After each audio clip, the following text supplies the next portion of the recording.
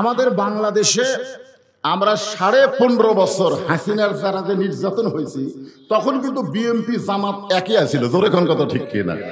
কিন্তু যেই 5ই আগস্ট হয়ে গেল, তারপরে ভাই আর কেউ কাউকে দেখতে পারতেছে না। এই মাফতুন আহমদ ভাই আমার সঙ্গে কোলাকুলি করছে, মহব্বত করছে, তখন আমরা একসাথে বাংলাদেশের ফ্যাসিবাদী মুক্তর জন্য আন্দোলন করছি, জোরে কোন কথা ঠিক কিনা? কিন্তু এই 5ই আগস্টের পরে যে কি হলো, কেউ কাকবার দেখবার পারতেছে না। এইরকম না দেখবার পারলে তো ঐক্য হবে না। ঐক্য যদি ফাটল ধরে, আবার হাসিনা বাংলাদেশে ঢুকতে পারে, জোরে কোন কথা ঠিক কিনা? আমরা ভাই ভাই। পাকিস্তানের রাজাকার এই মুহূর্তে বাংলা ছাড়। আমাদের অনেকের জন্মই কিন্তু পাকিস্তানে। আমার জন্ম পাকিস্তানে, মানে তখন এই দেশটা তখন পুরো পাকিস্তান ছিল। আপনার জন্ম কোন জায়গায়? পাকিস্তানে। তো আমাকে বলতেছে পাকিস্তানের রাজাকার এই মুহূর্তে বাংলা ছাড়। একটা বুড়ারও থাকার সুযোগ নেই, জোরে কোন কথা ঠিক কিনা? খালি খালি এই ছোট ছোট বাচ্চারা, এরা বাংলাদেশের জন্মেছে। বাংলাদেশ হওয়ার পরে যারা জন্মিছে এরা হলো বাংলাদেশি, আর বাংলাদেশ হওয়ার আগে যারা জন্মিছে এরা হলো পাকিস্তানি। জোরে কথা কন না কেন ভাই?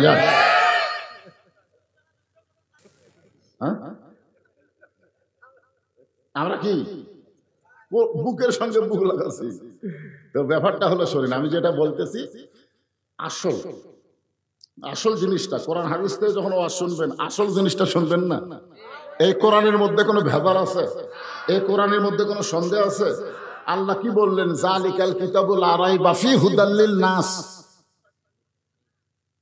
তো মুত্তাকিন বলেই তো আল্লাহ এখানে নিরপেক্ষ থাকেনি।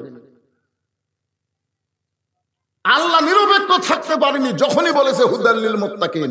আল্লাহ যদি বলতো হুদাল লিন নাস, তাহলে আল্লাহ নিরপেক্ষ।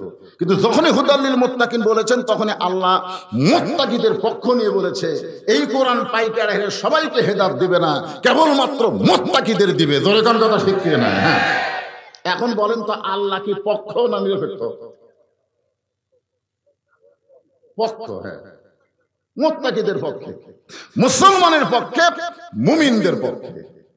যেমন আল্লাহ বললেন, অনুনাজ্জিলু মিনাল কুরআনি মা হুয়া শিফাউ ওয়া রাহমাতুল লিল মুমিনিন। এখানে যদি আল্লাহ বলতেন রাহমাতুল লিল আলামিন, তা তো বলেননি। আল্লাহ বলেছেন রাহমাতুল লিল মুমিনিন। মুমিনিন মুমিনিন বলে আল্লাহ বুঝাইছে এই কোরআনকে মুমিনদের জন্য যাবতীয় রোগের শেফা এবং রহমত স্বরূপ আল্লাহ নাজিল করেছে।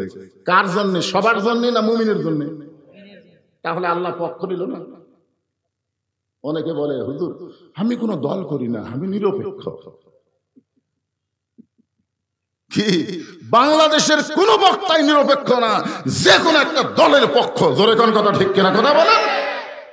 নিরপেক্ষ তারাই যারা হিজরা। জোরে কোন, যারা কি হিজরার কোনো পক্ষ নাই। ওই মেয়েও না, ওই মরদ না, ওই উপরেও না, ওই নিচেও না। জোরে কোন কথা ঠিক কিনা? এখানে যত মানুষ আমরা বসে আছি, আমরা পক্ষ, যে কোনো একটা দলের পক্ষ। যে কোনো একটা দল। দল আসলে কয়টা? আমাদের বাংলাদেশে বহু দল, কিন্তু আল্লাহর কাছে দল হলো দুইটা। আল্লাহর কাছে দল কয়টা? একটা হলো হিজবুল্লাহ, আর একটা হিজবুশ শয়তান। একটা হলো আল্লাহর দল, আর একটা হলো শয়তানের দল।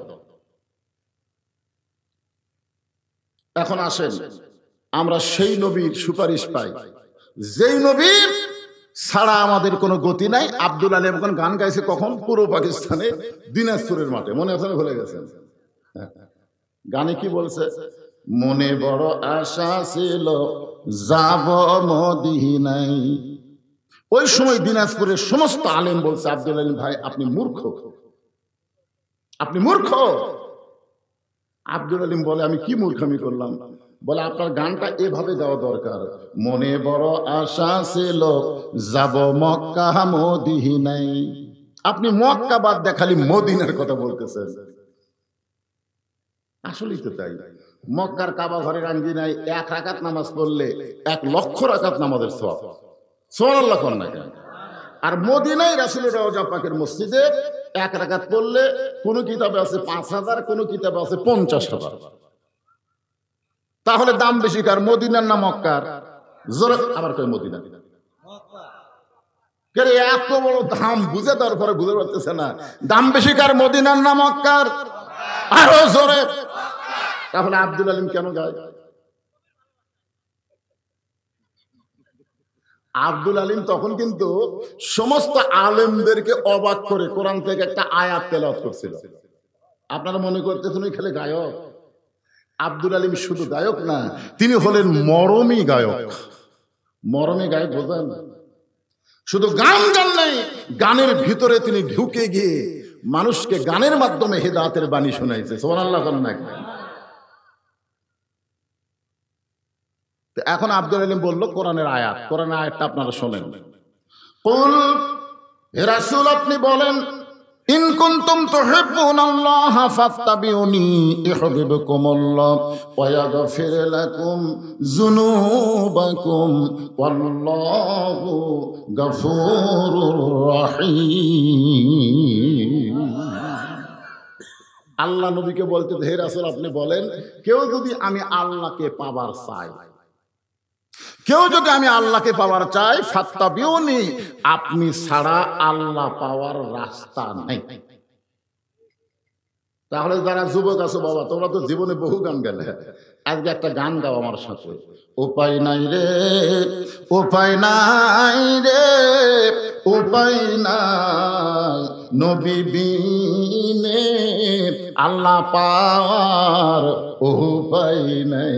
কি এই গানটা গাইলে গুনাহ হবে? দেখেন আপনি গানটা গায়ে দেখেন ভিতরে কেমন একটা মজা লাগে। ভাই সবাই গান, উপায় নাই রে, উপায় নাই রে, উপায় নাই নবী বিনে আল্লাহ পাওয়ার উপায় নাই। ভাগ্য গুণে আমরা সেই নবীর উম্মত। জোরে সরে গান সুবহানাল্লাহ। এখন আসেন যে কোরআন থেকে আপনাদের সামনে সূরা কাউসার, নাম কি? কোরআন শরীফের মধ্যে সূরা কাউসার, এত ছোট সূরা, মুখস্থ নাই এরকম একটা মানুষ মনে হয় এখানে নাই, যার জীবনেও কোরআন শরীফ পড়েনি। তাই 4টা সূরা মুখস্থ করলে তার মধ্যে একটা হলো সূরা কাউসার। কাউসার বলতে যেটা আপনি বুঝতে পারতেছেন না, ইন্না আতাইনা কাল কাউসার ফাসাল্লি লিরাব্বিকা ওয়ানহার, এটা আপনাদের মুখস্থ আছে না নাই? সবারই মুখস্থ। ইন্না শানিয়া কাহুয়াল আবতার সূরা আপনাদের সামনে আজকে আলোচনা। কারণ মসজিদকে কেন্দ্র করে যখন মাহফিল, এই কাউসারের মধ্যে মসজিদের কথা আছে, নামাজের কথা আছে। ধরে কোন কার কথা আছে? নামাজের কথা। কারণ এই যে ছেলেগুলা মেলার মধ্যে ঘুরতেছে, এই মেলার মধ্যে হো হো করতেছে না, খোঁজলে দেখেন এরা খালি জুম্মা বাদ দিয়ে কোনো নামাজ পড়ে না। আপনি বিশ্বাস না হয় এখন যাই দেখেন 5 ওয়াক্ত নামাজ পড়ে, এরকম একটা লোক মেলাতে নাই, একটাও নেই। কারণ একমাত্র নামাজই পারে মানুষকে যাবতীয় বেহুদা খারাপি কাজ থেকে হেফাজত করতে। আপনারা কিন্তু মেলার মধ্যে ঘোরা, এটা কি ভালো কাজ না খারাপ কাজ? তাহলে খারাপ কাজ কারা করতেছে? যারা জুমার দিনে সবার শেষে আসা আগে যায়, এই শালারাই মেলার মধ্যে ঘুরতেছে। ধরে কোন কথা, এই শালারা, এই শালারা। বিশ্বাস যদি না হয় যাই দেখেন, এরকে কামই হলো জুমার দিনে শেষে আসা, সবার আগে বার হয়ে যাওয়া। আল্লাহ বলেছে তোদের নামাজ আমার দরকার নাই, ফাওয়াইলুল লিল মুসাল্লিন, তোরা নামাজের মধ্যে শয়তানিকারী। ধরে কোন কি কারী? শয়তানি। না যারা মেলা ঘুরতেছে আমি তারই কথা বলতেছি, যারা বাড়িতে আছে তাদের কথা এখনো কইনি, তো পরে কম। এখন আসেন যে কোরআন থেকে আপনারা সূরা কাউসারের তাফসীর শুনবেন, এই কোরআনের মধ্যে কোনো সন্দেহ? সবাই বলা লাগবে, সন্দেহ আছে? এই কোরআনের মধ্যে কোনো গোজামিল, এই কোরআনের মধ্যে কোনো ধোঁকা? মাশাআল্লাহ। কিন্তু বর্তমান যে সংবিধান দিয়ে আমাদের বাংলাদেশ চলতেছে, সেই সংবিধানের মধ্যে সন্দেহ, ধোঁকা, গোজামিল। আর সেই সংবিধান কয় পবিত্র সংবিধানের বাহিরে আমরা যাবার পারতেছি না। তোমরা কোরআনের বাইরে যাবা আর মানুষের তৈরি লেখা সংবিধানের বাইরে যাবা না, এটা কোনোদিন মুসলমানের কথা হতে পারে না। জোরে কোন কথা ঠিক কি না?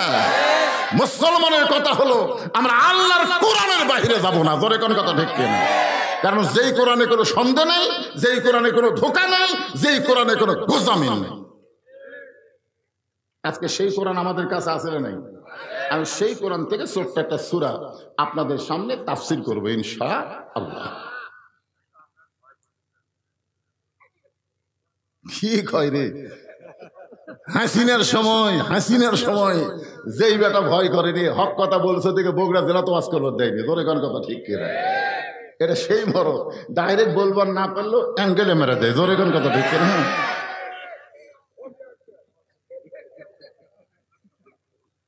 একটু মনোযোগ দিয়ে শোনেন, এই পিছনের ছেলেরা আসবার বসলে তোমাদের বিরুদ্ধে কোনো আওয়াজ নাই, আর না বসা যদি মেলা হাত ধরো আজকে বাটাম ফাটান লাগবে। ধরে কোন কথা ঠিক কিনা? এখন আসেন এই সূরার শানে নজুল শোনেন।